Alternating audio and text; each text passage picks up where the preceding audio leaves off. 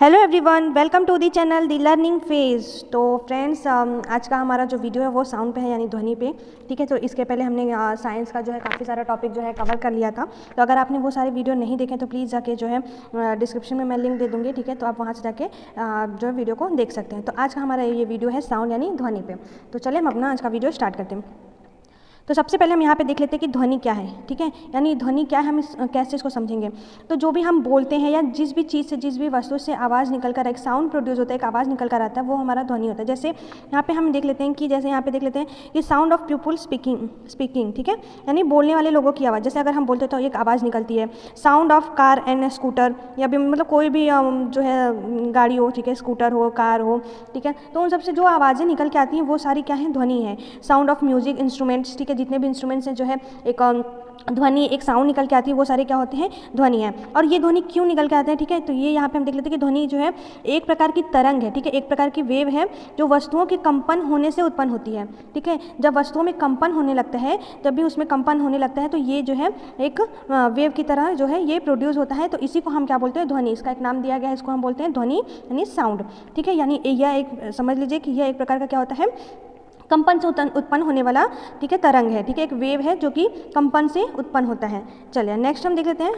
यहाँ पे हम देखते हैं कि जो है हाउ साउंड इज प्रोड्यूस, मतलब जो हम बोलते हैं या फिर जो आवाज़ या ध्वनि जो निकल के आती है वो कैसे प्रोड्यूस होता है, कैसे वो हमें ध्वनि जो है प्रोड्यूस होती है या कैसे हमें जो सुनाई देती है। तो यहाँ पर हम देख लेते हैं कि every sound is produce by vibration. हमने देखा था कि जो है जो साउंड होता है वो कैसे होता है, वो वाइब्रेशन यानी कंपन के द्वारा जो है वो ध्वनि प्रोड्यूस होता है, निर्मित होता है। जैसे हम कहते हैं कि जब हम बोलते हैं तो बोलने पे हमें क्या होता है कि जब हमारा जो वोकल कॉर्ड होता है, जो हमारा गले में वोकल कॉर्ड होता है, वो कंपन करने लगता है, तो जिससे क्या होता है, ध्वनि उत्पन्न होती है। ठीक है, स्ट्रिकिंग ऑफ बेल, जब हम घंटी को ऐसे बुलाते हैं तो जब क्या होता है कि ये यहाँ पर टच होता है, ठीक है, तो वो क्या होता है कि वो साउंड प्रोड्यूस करते हैं। ठीक है, यहाँ पर जैसे गिटार हमने बजाया तो वो सारे क्या होते हैं, इन सबसे क्या होता है, साउंड प्रोड्यूस होते हैं।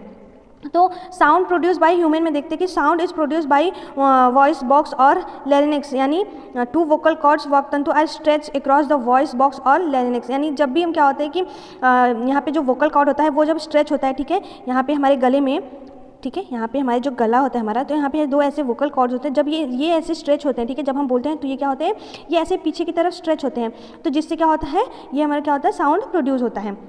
तो यहाँ पे जो वोकल कॉर्ड होता है वो कितना लंबा होता है, पुरुषों में यहाँ पे दिया गया है कि जो मेन में होता है ये 20 mm तक होता है। ठीक है, और उसके बाद जो वुमेन में होता है, ठीक है, महिलाओं में क्या होता है, इसमें जो वोकल कॉर्ड होता है वो 5 mm का होता है। ठीक है, और जो सबसे छोटा होता है यानी जो बच्चे में होता है ये वेरी शॉर्ट होता है, यानी सबसे छोटा होता है। इसीलिए कहते हैं ना कि जो बच्चे होते हैं, मतलब मेल होते हैं, उनमें जब बच्चे छोटे रहते हैं, लड़के छोटे रहते हैं, तो उनकी आवाज़ जो है नॉर्मल रहती है। जैसे जैसे वो बड़े होते हैं उनकी आवाज़ भारी होने लगती है। ठीक है, यानी क्या होता है कि उनका वोकल कॉर्ड क्या होता है, बढ़ने लगता है, इंक्रीज करने लगता है, जिससे कि उनकी आवाज़ क्या होती है, भारी हो जाती है। और महिलाओं में वही 5 mm तक ही रहेगा, तो उनकी आवाज़ जो है पतली तीखी सी रहती है। उसके बारे में हम अभी और डिटेल में जानेंगे। ठीक है, चलिए तो यहाँ पे हम देख लेते हैं कि हाउ डज साउंड यानी ध्वनि जो है ट्रैवल, ये कैसे ट्रैवल करेगा। हमें पता है कि यह एक वेव है, ठीक है, एक तरंग है। ठीक है, तो वेव को ट्रैवल करने के लिए एक मीडियम की ज़रूरत होती है। जैसे एक लाइट होता है, ठीक है, तो लाइट को क्या होता है कि मीडियम की ज़रूरत नहीं होती है। ठीक है, लाइट भी एक प्रकार का क्या होता है, एक वेव होता है, एक तरंग होता है। ठीक है, लाइट भी एक ऐसे एक वेव होता है, ठीक है, तरंग होता है, पर इसको मीडियम की आवश्यकता नहीं होती। लेकिन जो ध्वनि होता है, जो साउंड होता है, इसको मीडियम की आवश्यकता होती है। ठीक है, यानी साउंड नीड अ मीडियम, यानी एक माध्यम की इसको ज़रूरत होती है। Sound travel through solid, liquid and gas, यानी जो साउंड होता है ये हमेशा जो है सॉलिड, लिक्विड और गैस में ट्रैवल कर सकता है, यानी इसमें से साउंड गुजर सकता है। लेकिन sound can travel through gases, यानी ध्वनि गैसों के माध्यम, मतलब मैं एक बता दूँ एग्जांपल कि जो सॉलिड में आपका हो जाएगा ट्रैवल करेगा, लिक्विड में ट्रैवल करेगा, गैस में ट्रैवल करेगा, लेकिन ये जो है वैक्यूम में ट्रैवल नहीं करेगा साउंड। ठीक है, क्यों, क्योंकि इसको एक मीडियम की ज़रूरत होती है। और वैक्यूम में क्या होता है कि वहाँ पर कोई जो है मीडियम नहीं रहता, तो वो जो ध्वनि होता है, जो साउंड का वेव होता है, वो क्या होता है कि वहाँ पर वो ट्रैवल नहीं कर सकती है। ठीक है, तो हम देख लेते हैं यहाँ पे कि जो आपके एग्ज़ाम में जैसे यहाँ पे पूछा गया, मैं एक चीज़ बता दूँ कि कौन सा, किस में जो है साउंड ज़्यादा हमें सुनाई देता है, सॉलिड में, ठीक है, यहाँ पे सॉलिड लिख दे रही हूँ, सॉलिड में कि लिक्विड में कि गैस में। ठीक है, तो इसको ना इंक्रीजिंग ऑर्डर में, बढ़ते हुए क्रम में हमें दिखाना है कि किस में जो है सबसे ज़्यादा साउंड प्रोड्यूस होता है। तो सबसे ज़्यादा आपका साउंड होता है सॉलिड में, देन लिक्विड में एंड देन गैस में। ठीक है, और हमारा जो वैक्यूम होता है, वैक्यूम में साउंड नहीं होता है। ठीक है, ट्रैवल नहीं कर सकता है। तो सबसे ज़्यादा जब भी सॉलिड में आप कोई भी, जैसे सॉलिड लीजिए, ठीक है। यहाँ पे जैसे दो पत्थर लीजिए, इनको ऐसे टकराइए, ठीक है, इनको मतलब एक दूसरे पे उस पर कीजिए, पटकिए, ठीक है। तो यहाँ पे क्या होगा कि एक ज़्यादा साउंड निकल के आएगा। वही अगर ये इनको हम लिक्विड में डाल देते, ठीक है, एक बॉक्स में अगर लिक्विड है इसमें हम डाल के कहते तो एज़ कंपेरिजन टू बाहर ये क्या होगा, लिक्विड में कम सुनाई देगा, ठीक है। मतलब सॉलिड में सबसे ज़्यादा हमें ध्वनि सुनाई देता है, फिर लिक्विड में सुनाई देगा और उसके बाद गैस। ऐसा क्यों होता है? क्योंकि क्या होता है कि जो सॉलिड होते हैं, ठीक है, सॉलिड के जो मॉलिक्यूल्स क्या होते हैं, ये बहुत ही पास ऐसे, ठीक है, होते हैं, टाइटली पैक्ड होते हैं, ठीक है। यानी जो सॉलिड के मॉलिक्यूल होते हैं वो क्या होते हैं, एकदम टाइटली पैक्ड होते हैं, ठीक है। तो उसमें क्या होगा कि कंपन्स होता है, तो ये जो है इसको कंपन करेगा, ये इसको कंपन करेगा, एक मॉलिक्यूल दूसरे को तुरंत जो है कंपन करने लगते हैं, जिससे क्या होता है कि साउंड तुरंत ही पूरी इसमें पूरे एक मैं एग्जाम्पल में लेके चलिए कि इस पूरे बॉक्स में जो है साउंड तुरंत ही प्रोड्यूस हो जाएगा, जिससे कि हमें साउंड क्या हो जाएगा, बहुत ही जो है तीव्र गति से सुनाई देता है, ठीक है। अब अगर हम इसी को लिक्विड में ले लें, ठीक है, तो जो अगर मान लीजिए हमने यहाँ पे ले लिया ये लिक्विड है, ठीक है, लिक्विड के मॉलिक्यूल थोड़े एज कम्पेयर टू सॉलिड जो है दूर दूर रहते हैं, ठीक है।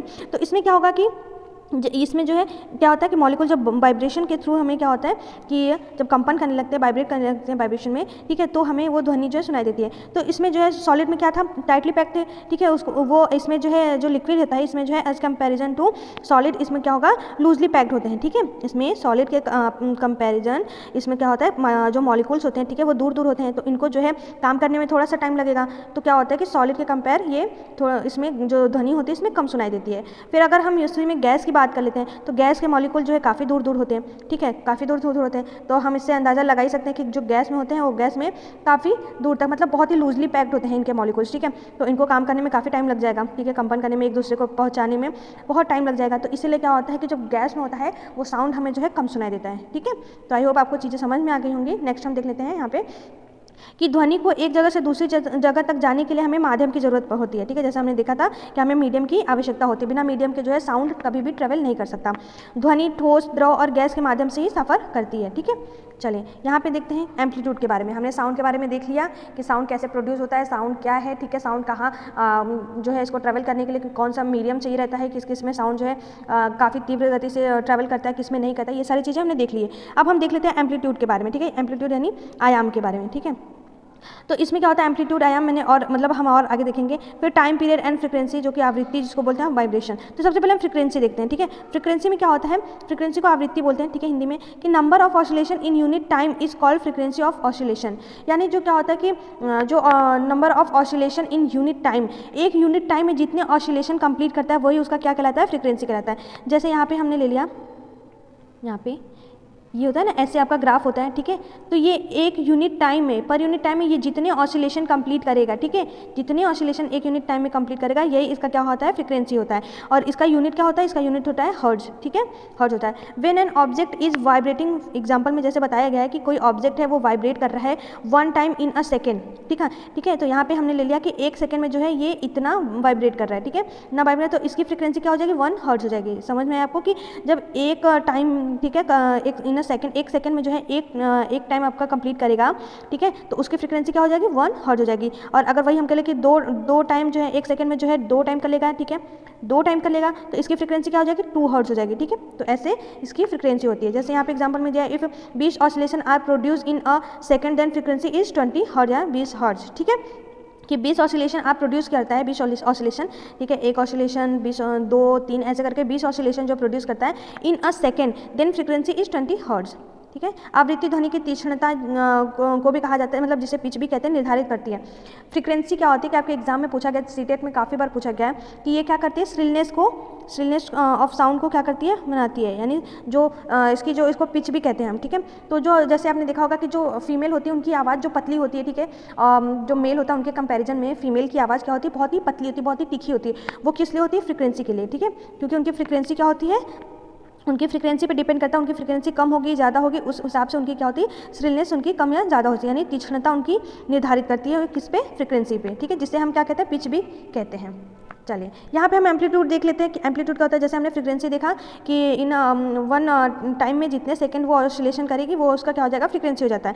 एम्पलीट्यूड में हम देख लेते हैं कि क्या होता है कि जितना वो डिस्टेंस ट्रेवल करेगी, जितना डिस्टेंस ट्रेवल करेगी वही उसका क्या हो जाता है, एम्पलीट्यूड हो जाता है। जैसे the displacement travel in each oscillation is called amplitude, ठीक है। एक ऑसिलेशन कंप्लीट, मान लीजिए ये एक ऑसिलेशन यहाँ पे कंप्लीट किया, ठीक है, तो ये एक ऑसिलेशन कंप्लीट करने में ये जितना जो है क्या करता है, डिस्टेंस कवर करता है, ठीक है, जितना लेगा उसी को हम क्या कहेंगे, कहेंगे एम्पलीट्यूड, ठीक है। The displacement travel in each oscillation is called amplitude. It determine in the loudness of sound, जो साउंड का जो लाउडनेस होता है, ठीक है, उस वो किस पे डिपेंड करता है, वो एम्पलीट्यूड पे डिपेंड करता है। जैसे हमने देखा कि जो श्रिलनेस है या फिर पिच किस पे डिपेंड करता है, फ्रीक्वेंसी पे, ठीक है, यानी जो आवाज़ की तीक्ष्णता होती है, जो तीखापन या पतलापन होता है। जैसे आपके आपके एग्जाम में पूछा गया सीटेट के कि जो है लड़कियों की आवाज़ जो है इतनी पतली होती है, इतनी तीखी होती है, ठीक है, तो ये किस पे डिपेंड करता है, तो वो आपका फ्रीक्वेंसी पे डिपेंड करता है। वैसे ही अगर जो हमसे पूछ लिया जाएगा कि जो लाउडनेस होता है, ठीक है, जो लाउडनेस होता है वो किस पे डिपेंड करता है, तो वो आपका हो जाएगा एम्पलीट्यूड पे डिपेंड करता है। प्रत्येक दोलन में की गई विस्थापन को आयाम कहा जाता है, ठीक है। एक दोलन में ये जितना विस्थापन करेगा, तय करेगा, वो क्या हो जाएगा, उसका डिस्प्लेसमेंट हो जाता है, ठीक है। यह ध्वनि की जोर को निर्धारित करता है, यानी लाउडनेस को, जितना ज़्यादा लाउडनेस होगा उसका एम्पलीट्यूड उतना ज़्यादा रहेगा, ठीक है। चलिए नेक्स्ट हम देख लेते हैं यहाँ पे कुछ चीज़ें कि इसके जो साउंड होता है इनके कुछ गुण देख लेते हैं, ठीक है। ध्वनि के दो महत्वपूर्ण गुण क्या है कि फ्रीक्वेंसी, जो कि हमने देखा था, वो इंग्लिश में हिंदी वालों के लिए है कि किसी वस्तु का कोई कण 1 सेकंड में जितना कंपन करेगा उसे उसकी क्या कहते हैं, आवृत्ति कहते हैं। जैसे यहाँ पे 1 सेकंड में कितना कंपन किया, ठीक है, तो ये क्या हो जाएगा 1 सेकंड में, वो उसकी क्या हो जाएगी, आवृत्ति हो जाएगी। आवृत्ति को किस में हम मापते हैं, हर्ट्ज में। किस में मापते हैं, हर्ट्ज में। इसका यूनिट क्या होता है, हर्ट्ज होता है। आयाम हमने देखा था एम्पलीट्यूड कि कंपन करते कण के अधिकतम विस्थापन को हम क्या कहते हैं, आयाम। कि कंपन जब कर 1 सेकंड में मतलब जितना वो ये विस्थापन होगा उसका, ठीक है, ये इसका क्या कहलाएगा, एम्पलीट्यूड कहलाएगा, यानी आयाम कहलाएगा। अब हम देख लेते हैं जो साउंड के कुछ इंपॉर्टेंट फैक्ट देख लेते हैं, कुछ लक्षण देख लेते हैं ध्वनि के, ठीक है। तीव्रता, हमने फ्रीक्वेंसी देखा था कि तीव्रता से ध्वनि के मंद या प्रबल होने का पता चलता है। जो हमने बताया था कि जो इसका श्रिलनेस है या फिर जो पिच होता है वो किस पे डिपेंड करता है, फ्रीक्वेंसी पे यानी तीव्रता पे, ठीक है। मंद या प्रबल, जो कितना मंद है यानी कितना पतला है, कितना तीखा, वो किस पे डिपेंड करता है, तीव्रता पे। ध्वनि आयाम ज़्यादा होती है तो ध्वनि की तीव्रता भी ज़्यादा हो जाती है, ठीक है, यानी जो एम्पलीट्यूड ज़्यादा होगा तो उसका क्या हो जाएगा, फ्रीक्वेंसी भी ज़्यादा हो जाता है, ठीक है। ध्वनि की तीव्रता कम होती है तो ध्वनि क्या हो जाती है, मंद हो जाती है, यानी जो जितनी ज़्यादा फ्रीक्वेंसी होगी, ठीक है, वो उतना ही ज़्यादा क्या हो जाएगा, श्रिलनेस हो जाएगा, यानी उतना ही उसका पिच हाई हो जाता है, ठीक है। कि जितना ज़्यादा ध्वनि मतलब वो उसकी फ्रीक्वेंसी हाई होगी, उसका जो पिच होता है, श्रिलनेस होता है, वो उतना ज़्यादा हाई हो जाएगा, और कम होगी तो वो क्या हो जाएगी, मंद हो जाएगी, कम हो जाएगी। यानी तीव्रता को हम क्या किस में मेजर करते हैं, डेसिबल में, ठीक है। तीव्रता को हम किस में मेजर करते हैं, डेसिबल में। इसका यूनिट क्या है, डेसिबल। यहाँ पे हमने देखा तारत्व से ध्वनि के मोटे भारी होने का पता चलता है। ध्वनि की आवृत्ति बढ़ती है तो ध्वनि पतली हो जाती है, ठीक है। जैसे महिलाओं की आवाज़ हमने देखा, मैंने बताया था पीछे कि ध्वनि की आवृत्ति बढ़ती है, जितना ज़्यादा उसका फ्रीक्वेंसी बढ़ेगा, ठीक है, जितना ज़्यादा फ्रीक्वेंसी बढ़ेगा उतना ही क्या हो जाएगा, वो उस महिलाओं की आवाज़ पतली हो जाती है। और ध्वनि की आवृत्ति घटती है तो ध्वनि क्या हो जाती है, भारी हो जाती है। जैसे हमारे यहाँ पे देख लेते हैं एग्जाम्पल में, पुरुषों की आवाज़, ध्वनि की आवृत्ति घटती है तो ध्वनि क्या हो जाती है, भारी हो जाती है। ये आपके एग्जाम में पूछे गए हैं। चलिए यहाँ पे कुछ और पॉइंट हम देख लेते हैं कि गुणता क्या होता है कि एक समान तीव्रता और एक समान तारत्व की ध्वनियों में में आए अंतर को कहते हैं, क्या कहते हैं, गुणता, ठीक है। एक समान तीव्रता और एक समान तारत्व की ध्वनियों में आए अंतर को क्या कहते हैं, महिलाओं को एक सेकेंड, चलिए यहाँ पे हम देख लेते हैं कि जो महिलाओं को ध्वनि का तारत्व एक समान होता है लेकिन उनकी ध्वनियों की गुणता अलग अलग होती है, ठीक है। इनका जो तारत्व होता है ये एक समान होता है लेकिन इनकी गुणता क्या होती है, वो अलग अलग हो जाती है। यानी पुरुषों की ध्वनि की तीव्रता एक समान होती है लेकिन उनकी ध्वनियों की गुणता यहाँ पे अलग अलग हो जाती है, ठीक है, जैसा कि हमने पीछे देखा था। यहाँ पे टाइम पीरियड देख लेते हैं कि जो टाइम पीरियड होता है यानी जो आवर्तकाल होता है, time required to complete one oscillation is called time period. यानी जो एक ऑसिलेशन जो है, एक ऑसिलेशन करने में जितना टाइम लगता है वही उसका क्या कहलाता है, आवर्तकाल यानी टाइम पीरियड कहलाता है। एक ऑसिलेशन कंप्लीट करने में, पूरा करने में जितना टाइम उसको लगेगा वही उसका आवर्तकाल कहलाता है। तो इसका क्या हो जाता है कि टाइम पीरियड क्या होता है, is equal to 1 upon frequency. इसका फॉर्मूला याद रखिएगा, आपके एग्जाम में पूछ सकता है कि time period is equal to 1 upon frequency, यानी आवर्तकाल इज इक्वल टू क्या हो जाएगा, 1 अपॉन आवृत्ति, ठीक है। चलिए यहाँ पे कुछ कैरेक्टरिस्टिक देख लेते हैं जल्दी जल्दी, जो हमने पीछे देखा था, ठीक है, शॉर्ट में उनको देख लेते हैं कि जो फ्रीक्वेंसी क्या होता है ये डिटरमाइन क्या करता है, श्रिलनेस, ठीक है, ऑल्सो कॉल्ड पिच, जिसको हम पिच भी कहते हैं। और फ्रीक्वेंसी का यूनिट क्या होता है, हर्ट्ज, ठीक है, इसको एच और जेड से हम डिनोट करते हैं। एम्पलीट्यूड के बारे में देख लेते हैं कि ये डिटरमाइन क्या करता है, लाउडनेस, ठीक है, लाउडनेस किस पे डिपेंड करता है, एम्पलीट्यूड पे। इसका यूनिट क्या होता है, मीटर। टाइम पीरियड हमने देखा, time period is equal to 1 upon frequency, इसका क्या होता है, यूनिट सेकेंड, ठीक है। चलिए अच्छा, अब हम जो साउंड के बारे में हम देख लेते हैं कि जो 3 तरह की जो ध्वनियाँ होती हैं, ठीक है, एक ऑडिबल होती है, एक इनऑडिबल होती है, एक और जो क्या होता है, एक ऑडिबल होती है, ठीक है, ऑडिबल साउंड होती है। तो यहाँ पे क्या होता है, देख लेते हैं यहाँ पे कि जो श्रव्य ध्वनियाँ हैं, देखिए यहाँ पे दिया हुआ है ऑडिबल साउंड, इनऑडिबल साउंड और एक्स्ट्रा ऑडिबल साउंड। तो यहाँ पे है श्रव्य ध्वनियाँ, ठीक है। तो श्रव्य तरंगे या ध्वनियाँ, इन ध्वनि तरंगों को मनुष्य सुन सकता है, ठीक है। जो श्रव्य होती हैं, श्रव्य तरंगे, इन ध्वनि तरंगों को मनुष्य क्या करता है, सुन सकता है। इन तरंगों की आवृत्ति यानी फ्रिक्वेंसी कितनी होती है, 20 हर्ट्ज टू 20,000 हर्ट्ज, ठीक है। तो यानी जो याद रखेगा, आपके एग्जाम में पूछा गया है, काफ़ी इंपॉर्टेंट है कि जो है 20 हर्ट्ज से 20,000 हर्ट्ज के बीच में जो भी साउंड रहेगा उसको क्या कहते हैं, ह्यूमन लोग सुन सकते हैं, ठीक है। जो ध्वनि कितनी होती है 20 हर्ट्ज से 20,000 हर्ट्ज के बीच में रहेगा, वो क्या होता है श्रव्य तरंगे कहलाती हैं, ठीक है, जिनको मनुष्य क्या करते हैं सुन सकते हैं।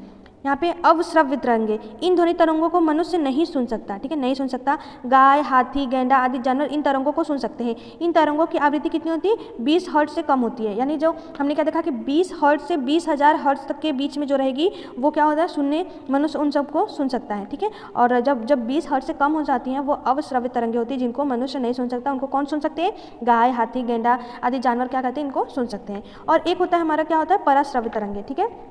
इन तरंगों को भी मनुष्य नहीं सुन सकता है, इन तरंगों को भी मनुष्य नहीं सुन सकता, क्योंकि क्या होता है कि ये 20 हर्ट्ज से कम होती हैं। हम मनुष्य की कौन सा सुन सकते हैं 20 हर्ट्ज से 20,000 हर्ट्ज तक, ठीक है, 20,000 हर्ट्ज तक सुन सकते हैं मनुष्य। लेकिन ये जब 20 हर्ट्ज से कम होता है तो उसको बोलते हैं अवश्रव्य तरंगे, ठीक है। और जब 20,000 से ज़्यादा तरंग का हो जाएगा वो हमारा क्या कहलाएगा पराश्रव्य तरंगे, ठीक है। इनको भी मनुष्य नहीं सुन सकता। इसको कौन कौन सुन सकते हैं? कुत्ता, बिल्ली, चमगादड़, डॉल्फिन, चूहे आदि जानवर इन तरंगों को सुन सकते हैं। इन तरंगों की आवृत्ति कितनी होती है? इन तरंगों की आवृत्ति होती है 20,000 हर्ट्ज से अधिक होती है, ठीक है।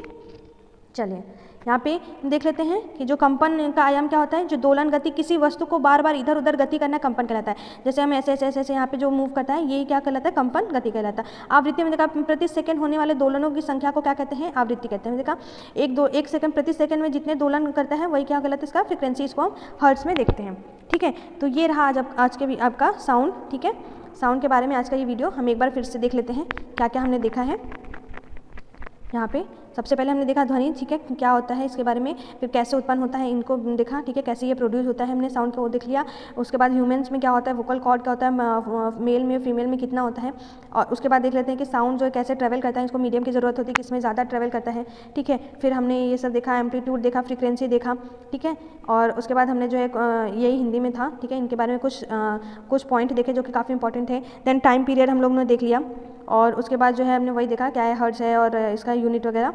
और फिर हमने देखा ऑडिबल, इनऑडिबल और एक्स्ट्रा ऑडिबल, हमने जो साउंड थे उन सब के बारे में हमने देख लिया, ठीक है, साउंड। तो आज के लिए हम इस वीडियो में हमने साउंड का जो है कंप्लीट कर लिया, ठीक है। जो भी साउंड में इंपॉर्टेंट थे, जो कि आपके एग्जाम में इंपॉर्टेंट है, पूछे जा सकते थे, हमने कर लिए। अब नेक्स्ट हम जो क्या करेंगे कि जब आपका ये हो जाएगा देन हम क्या करेंगे कि पूरा जितना अब तक जितना सीटेट में पूछा गया, ठीक है, साइंस से जितने क्वेश्चन पूछे गए साउंड से, हम वो सारे क्वेश्चन लेकर आएंगे, ठीक है। जब आपका हो जाएगा तो वो सारे क्वेश्चन लाया जाएगा आपके लिए और एक वीडियो में सारे हम कवर कर लेंगे। तो आज के लिए सिर्फ इतना ही। तो अगर वीडियो पसंद आए तो प्लीज़ वीडियो को लाइक करें, शेयर करें और सब्सक्राइब करें। So thank you so much.